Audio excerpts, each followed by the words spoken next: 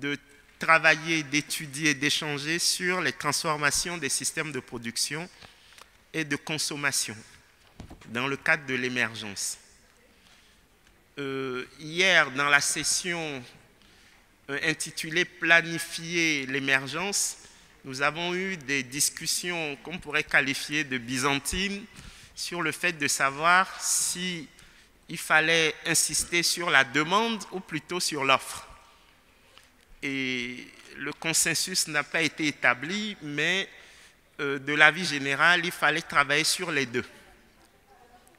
Et donc, la question de la structure de la production dans le cadre de l'émergence est une question cruciale. Est-ce qu'on peut émerger avec une insertion primaire au sein du commerce international? Ça fait partie des questions sur lesquelles nous aurons à discuter. Sur le volet demande de la chose, est-ce qu'on peut émerger avec une consommation qui est structurellement extravertie? Ça fera également partie des éléments sur lesquels j'aimerais bien que nous puissions échanger. Alors, notre session démarre à 12h35.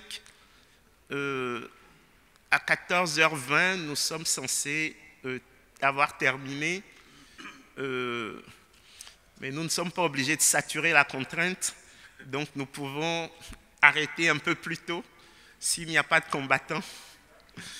Donc nous allons demander, comme il est maintenant habituel, que les intervenants fassent 5 minutes, mais je crois que la police des débats sera assurée par mon ami modérateur, à qui je donne tout de suite la parole.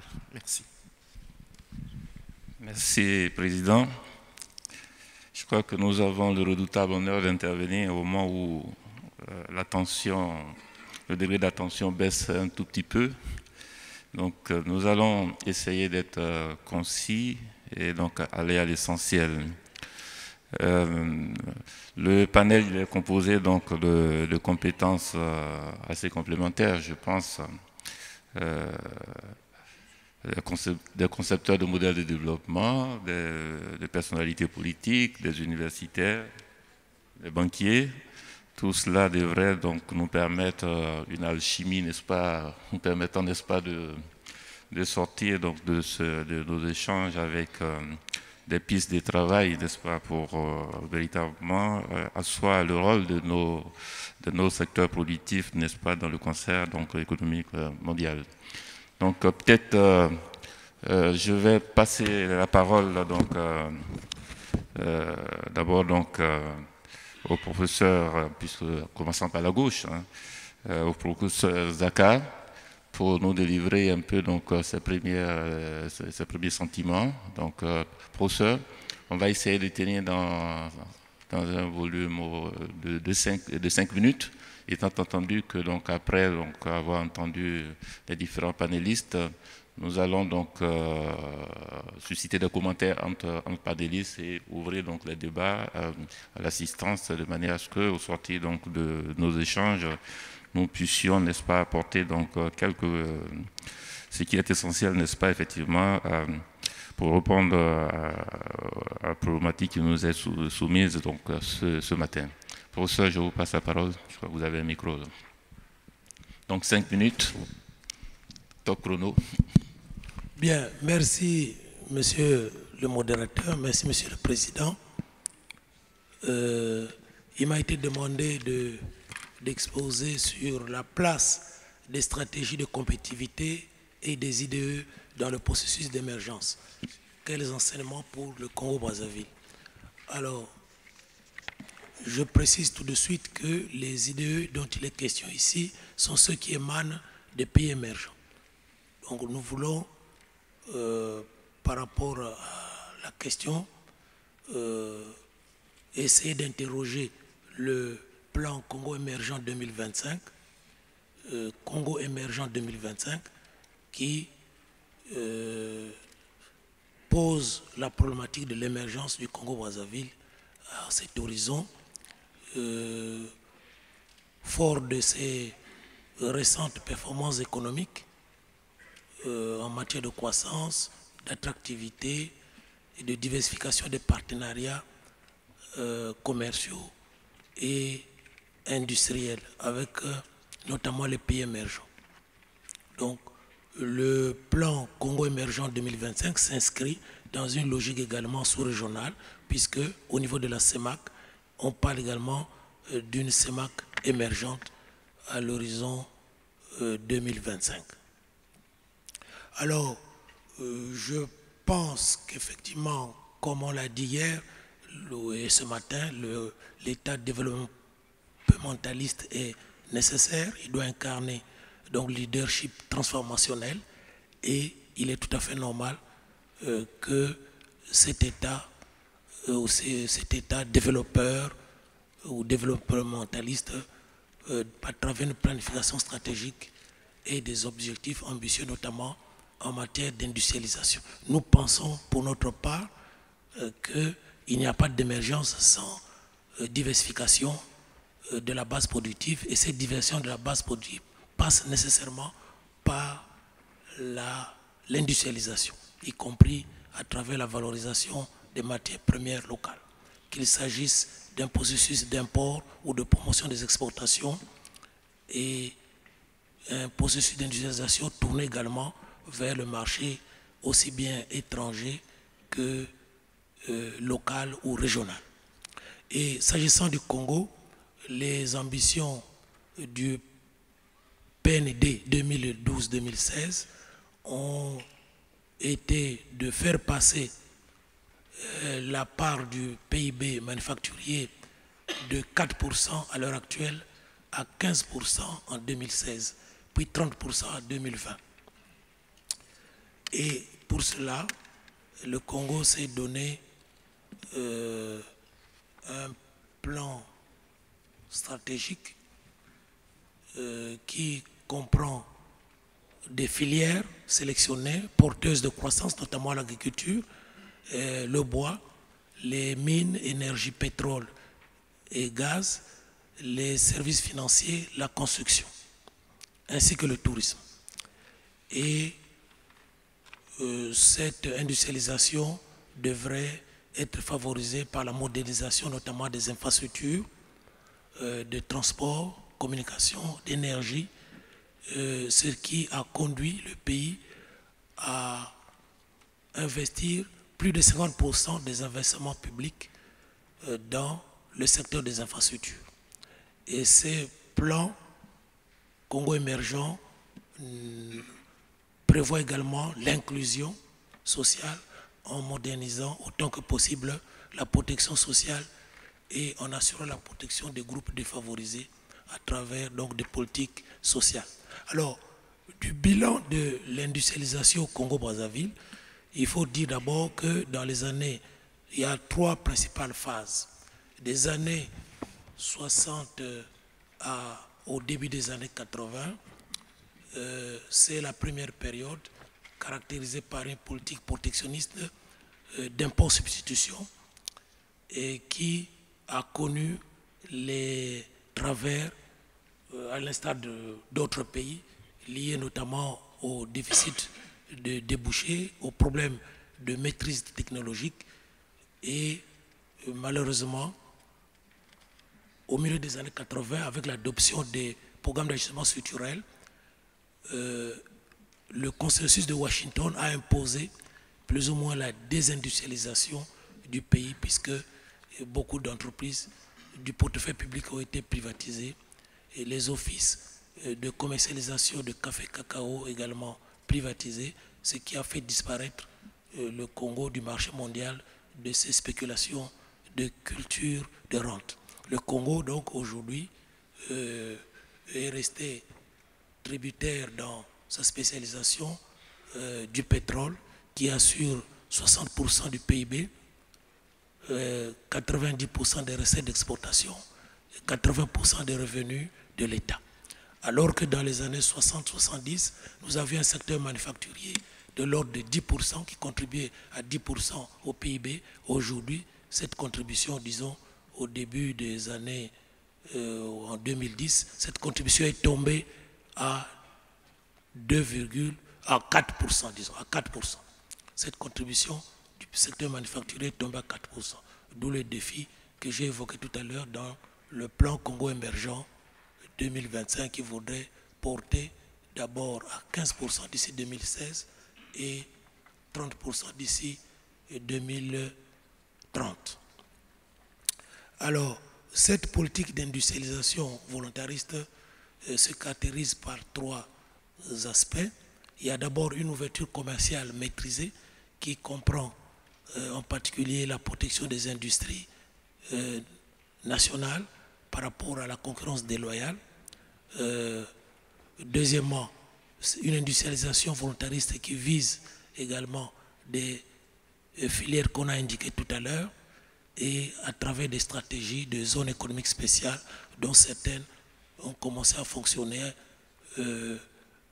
au Congo depuis quelques années.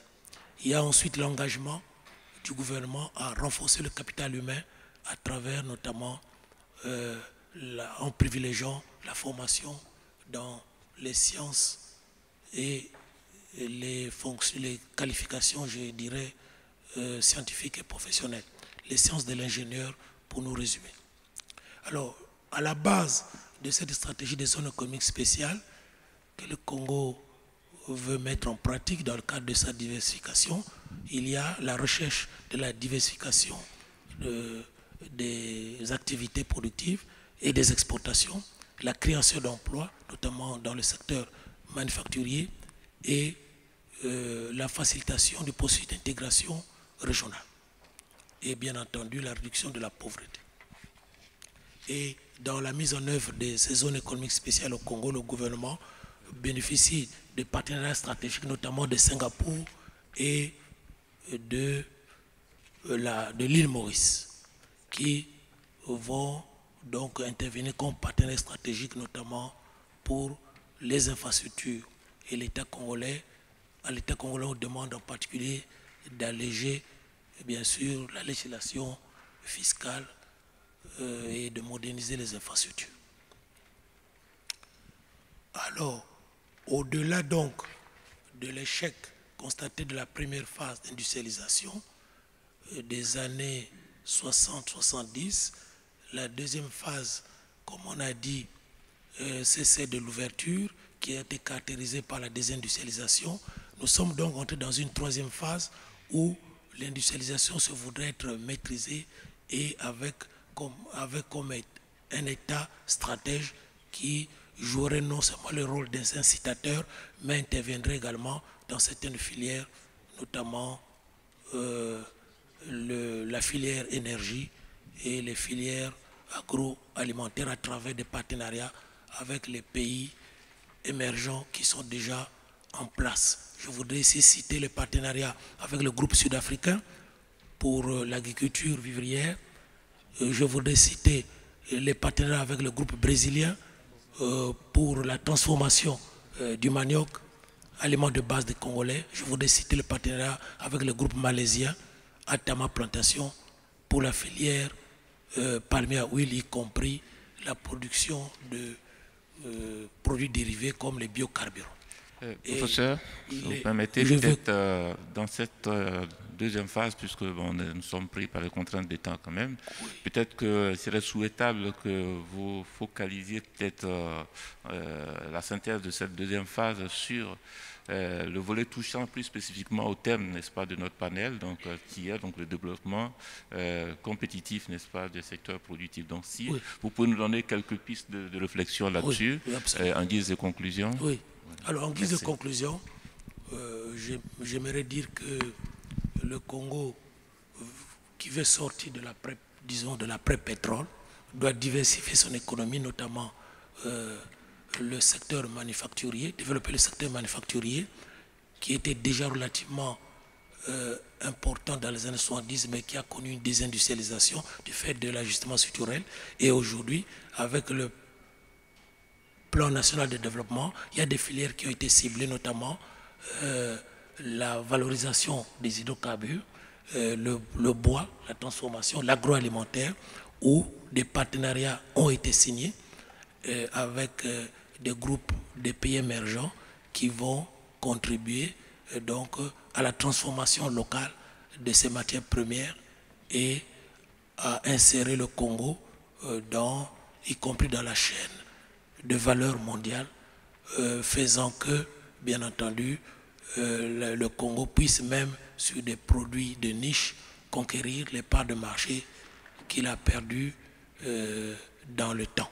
Et donc, aujourd'hui, compte tenu, je dirais, de la crise que connaît l'agriculture, je dirais, des pays du Nord, l'agriculture dite productiviste, basée sur notamment les engrais chimiques, bon, le Congo pense que avec cette nouvelle agriculture verte, l'agriculture bio, le Congo a là des créneaux porteurs qu'il pourra valoriser sur le marché aussi bien régional que mondial. Nous insistons beaucoup sur la spécialisation dans le cadre des échanges sud-sud parce que nous savons que les échanges en Afrique, et y compris en Afrique centrale, les échanges croisés sont faibles.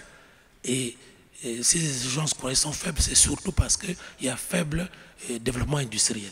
Et nous sommes convaincus qu'avec la diversification de la base productive au profit du secteur manufacturier, il y aura une intensification des échanges croisés. Ça, c'est la théorie de l'INDER qui nous enseigne depuis les années 60. Et nous pensons aussi que le partenariat stratégique signé avec la Chine, aujourd'hui premier investisseur au Congo, premier créancier également, premier partenaire au développement du Congo, avec les partenariats stratégiques signés avec la Chine, le Congo a de bonnes raisons d'espérer une externalisation, une délocalisation des activités, notamment à faible valeur ajoutée, vers son territoire, pour peu que, bien entendu, le Congo maintienne l'attractivité de son territoire à travers un bon risque pays, notamment préservant la stabilité politique institutionnelle et modernisant les infrastructures. Je vous ai rappelé au départ, Monsieur le Président, que le Congo met plus de 50% de ses investissements publics dans la modernisation des infrastructures de base, notamment l'énergie, le transport, y compris les nouvelles technologies de l'information et de la communication. Voilà. Merci, professeur. Je sais que l'exercice n'était pas très simple. Vous avez une présentation relativement étoffée. Merci en tout cas pour la concision. On va peut-être passer la parole à votre voisin juste à côté pour donc, nous évoquer donc, le cas de l'expérience angolaise. C'est bien ça, c'est Angola. Le Kenya, pardon. L'expérience kenyane. Donc, M. Kangwandia, qui est conseiller donc, du gouvernement kenyan, donc, va nous aider à approcher un peu plus notre thème. Le professeur a défriché le chemin. Cher frère, à vous la parole. C'est en anglais peut-être, non? Merci. Thank you very much. Let me start by observing that Kenya has always pursued a competitive market economy from the 1960s and largely avoided some experiments with socialist thinking, even though it kept focus on human development all through. Recently, as you all know, Kenya rebased its economy, and it's one of the 10 leading African economies today.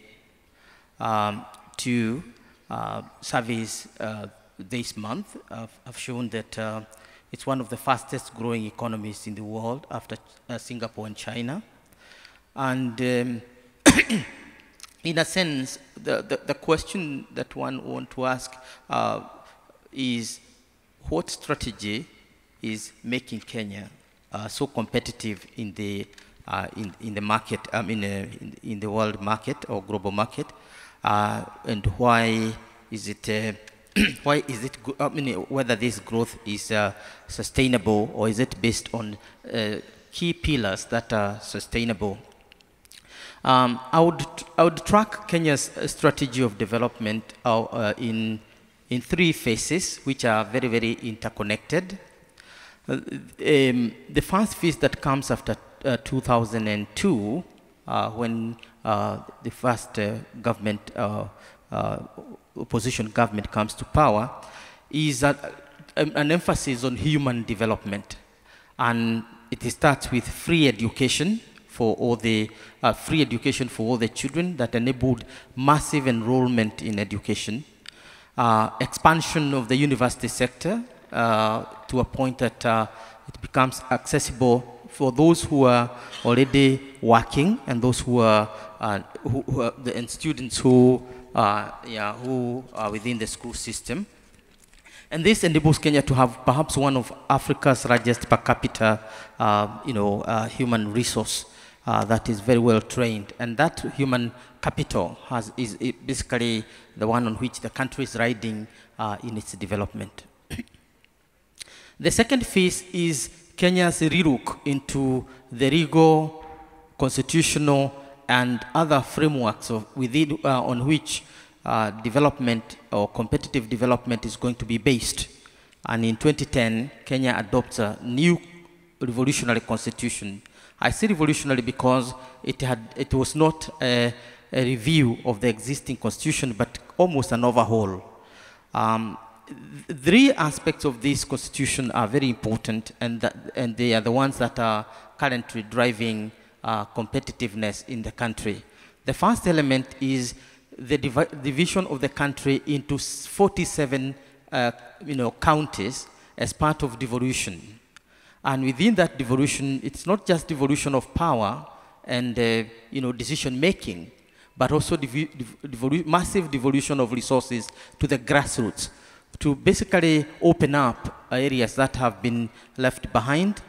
And devolution funds within devolution come as a part of the taxes that is devolved to the county government, but it also comes in form of an equalization fund that enables those parts of the country that have been lagging behind for historical reasons to be able to be uplifted. Therefore, it's a more equitable vision of how to bring up the country. The second aspect is gender, where a law requires that at least a third of any gender must be included in all sectors of development. And therefore, we have seen new women entering spaces of development that they have not been involved before, including the lady, the minister heading devolution itself and planning at the national level, among others. So we have a one-third rule that is enabling inclusiveness of gender. The third aspect is a sharp focus on youth as the future of this emergence, and basing the country's growth on qualitative development of the young people through a number of intervention projects that the government have involved, which we may not be able to discuss at length because of limited time. I would say that all these initiatives are tied together by a vision, what is called Vision 2030, where Kenya has put a goal of becoming a middle income economy, a middle level economy by that time. But it is beginning to become extremely clear that it might actually reach that level before 2030. By 2020, the new government has committed itself to basically achieve that goal. But the key pillars of competitiveness and expansion of the Kenyan economy are at a number of levels. At the technological level, Kenya started the fiber optic cable, which has modernized the communication technology in the country. On top of that, Kenya has innovatively come up with a money transfer system called M-Pesa. And M-Pesa is able to, companies are able to transfer resources and funds, a very quick and efficient method from one corner of the country to the other. Small enterprises, small informal sector is actually riding on the back of this new technology. Agriculture, for people who are living in town and are doing economic activities in rural areas, they are able to pay their workers and also to meet their demands at that level. Therefore, M-Pesa is basically one of the most revolutionary edges of this new economy. Not to mention this the enrollment in mobile phone technology. Kenya is one of the countries that is really leading this area. And mobile phones are available to over 60% of the Kenyan population, and it's really great. The other bit, the second pillar that we need to focus on is the energy sector. Kenya prioritized the energy in order to open up the country.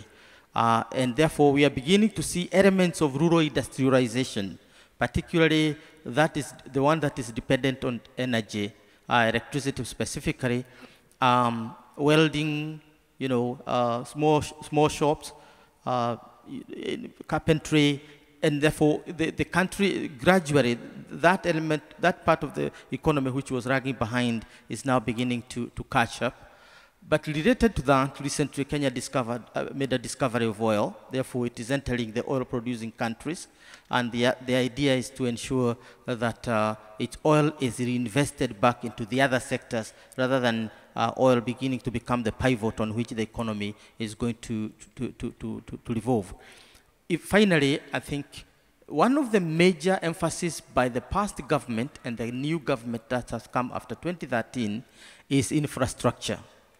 The earlier government emphasized on opening up roads for the purpose of transport of goods and services from the rural areas to the urban areas, and from urban areas to the rural areas. The modernization of our ports, particularly the port of Mombasa, which does not only serve Kenya, but also serve the neighboring countries. But the new government, following on that, is now opening up the railway network. It has signed treaties with the neighboring countries and is expanding the railway network from Mombasa, hopefully to the Atlantic Ocean. That is the hope. And it is also opening another railway in the northern corridor to cover the northern part of Kenya, linking Ethiopia, South Sudan, and Uganda.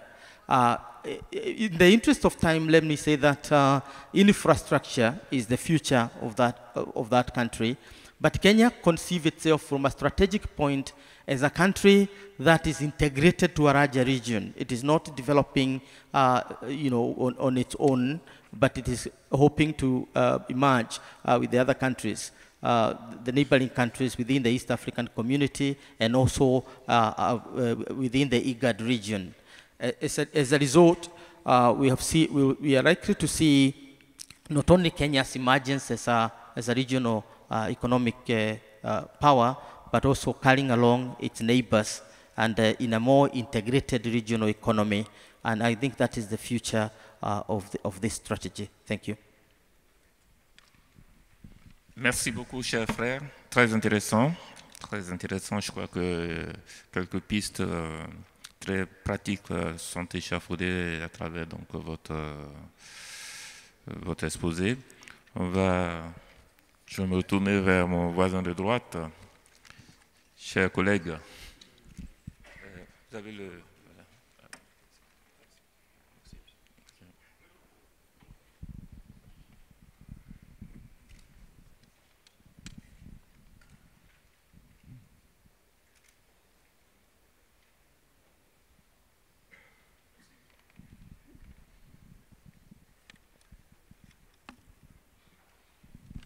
Oui, allez-y.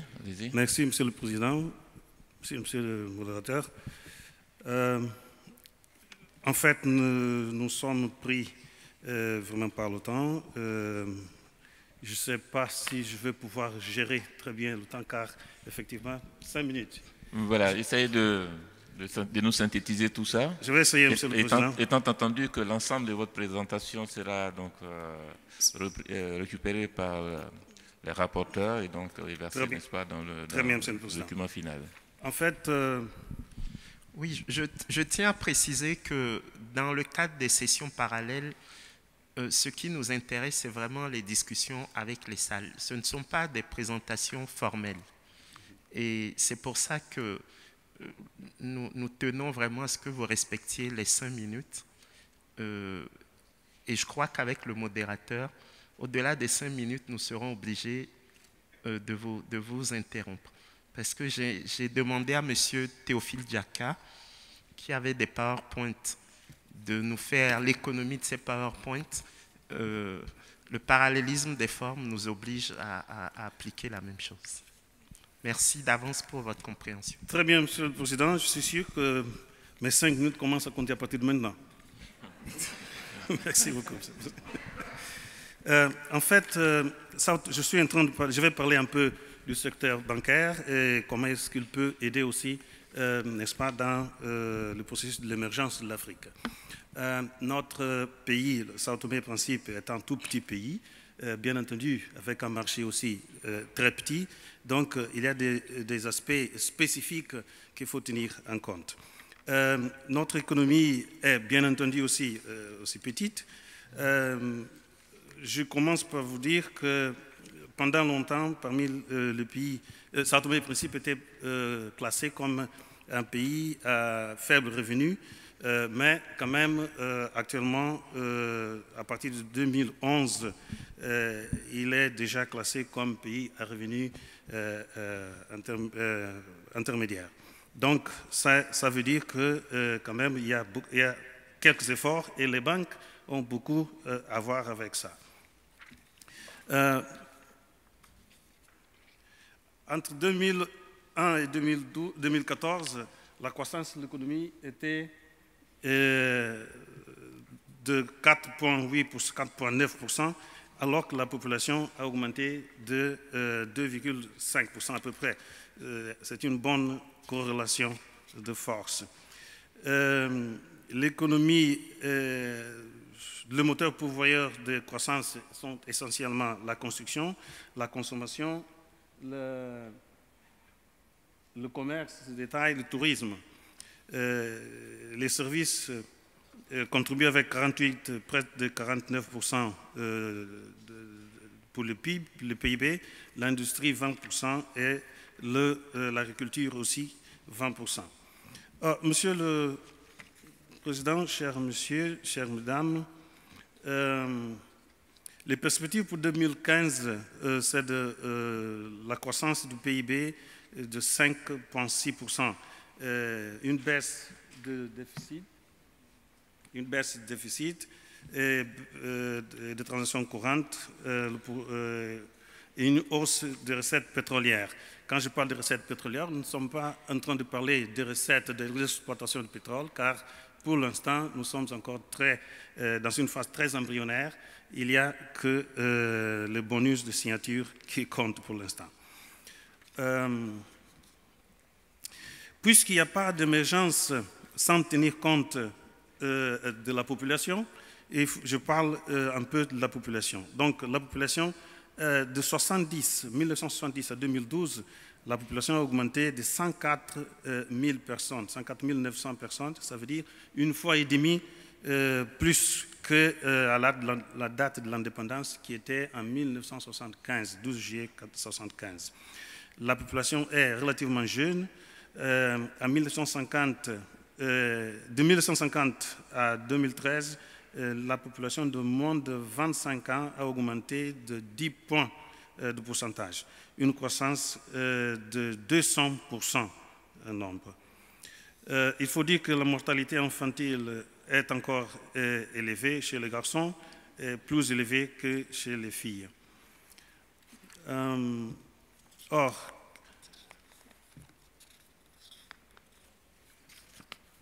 pour gagner le temps, Monsieur le Président,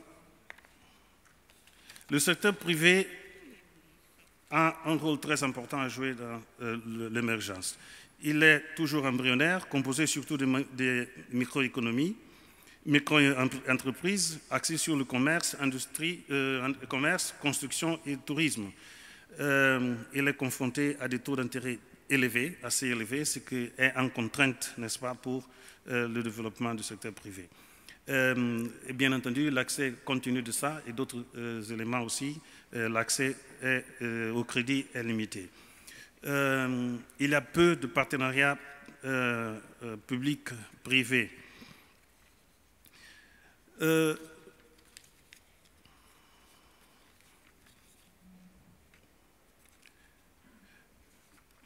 Chez nous, une grande entreprise n'a rien à voir avec le contexte général où quand on parle d'une grande entreprise. Une grande entreprise à Sao Tomé est une entreprise qui produit 40 000 euros, réalise 40 000 euros de chiffre d'affaires et emploie au moins 20 personnes. Actuellement, c'est 83% de la main-d'œuvre est employée par les grandes entreprises. Les banques contribuent beaucoup pour ça. Le système bancaire est très dynamique, mais encore très embryonnaire. À partir du moment où nous avons annoncé la possibilité de l'exploitation du pétrole, il y a eu pas mal de banques qui s'est accouru, n'est-ce pas, pour s'installer. Et là, nous avions en 2014 8 banques. Maintenant, avec la fusion de 2 banques, nous avons 7 banques. Toutefois, il faut dire que la tendance est d'éventuellement avoir d'autres banques vont arriver, mais il y aura aussi d'autres qui vont partir. La plus ancienne, c'est la Banque internationale Sao Tomé et Principe, que je représente ici, et la plus récente, c'est la BGFI, banque d'origine donc gabonaise. Il n'y a aucun marché boursier ou obligatoire. Dernièrement, il y a eu, en 2011, le lancement de la carte de débit Dobra 24, mais c'est une carte qui a quelques contraintes aussi parce qu'elle n'est pas liée au réseau international.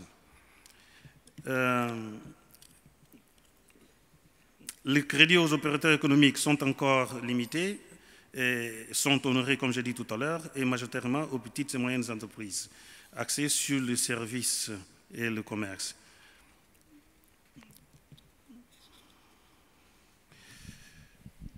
Il y a un impératif, n'est-ce pas, pour que les banques puissent contribuer davantage pour le développement et pour l'émergence, c'est qu'il faut une nouvelle stratégie.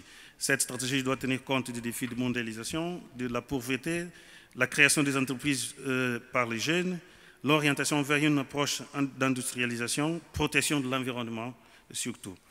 Je vais terminer, Monsieur le Président.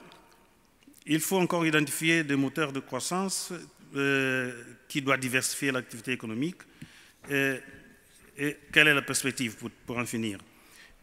D'ici 2030, puisque nous parlons de l'émergence, d'ici 2030, le secteur bancaire de Sao Tomé et Principe doit en principe se développer davantage et présenter un degré de diversification assez développé. D'importantes réformes doivent être menées de façon à ce que le secteur bancaire puisse être à mesure d'exercer effectivement son rôle d'intermédiaire. Mobilisation efficace de l'épargne, motivation même de cette épargne, mobilisation de l'épargne et allocation efficiente des ressources. Il faut évoluer vers le marché des capitaux, renforcer le règlement prudentiel en ce qui concerne la solvabilité, la liquidité et gestion des risques, et améliorer les conditions de financement des petites et moyennes entreprises. Pour conclure, le secteur financier, plus précisément le secteur bancaire, peut être considéré comme le moteur principal du développement humain durable à Sao Tomé et Principe. Mais pour cela, il faut des réformes des entreprises, doivent être prises tant au niveau des banques qu'au niveau par le gouvernement. La politique de crédit doit être analysée pour permettre, n'est-ce pas, que les entreprises puissent en bénéficier davantage. Il faut adopter une politique juridique idoine pour garantir que les banques puissent récupérer plus facilement les ressources, n'est-ce pas, qui sont octroyées en crédit pour donner plus de confiance et plus de sécurité, sûreté aux banques. L'intervention de banques dans beaucoup de domaines de développement peuvent être considérées comme un créneau pour le pays, pour faire sortir le pays de cette léthargie. Il y a une transition démographique qu'il faut considérer maintenant. J'aurais pu en parler davantage, mais nous n'avons pas le temps. En donnant beaucoup plus d'importance à la planification du développement et de l'émergence, et dans ce cas, pour tenir compte, n'est-ce pas, du papier, du rôle des jeunes gens, des femmes, et ce que vous appelez en français l'automisation, qui est donc l'empowerment des femmes, et de façon à ce qu'elles puissent jouer le vrai rôle, n'est-ce pas, qu'elles sont appelées à jouer et être plus utiles au processus de développement et de l'émergence. Monsieur le Président, sous cette pression, je pense avoir fait quelque chose quand même. Merci. Merci, cher frère. Merci.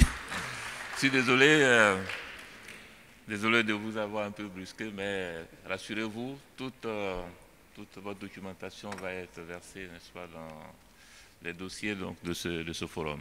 Donc, ce n'est pas perdu.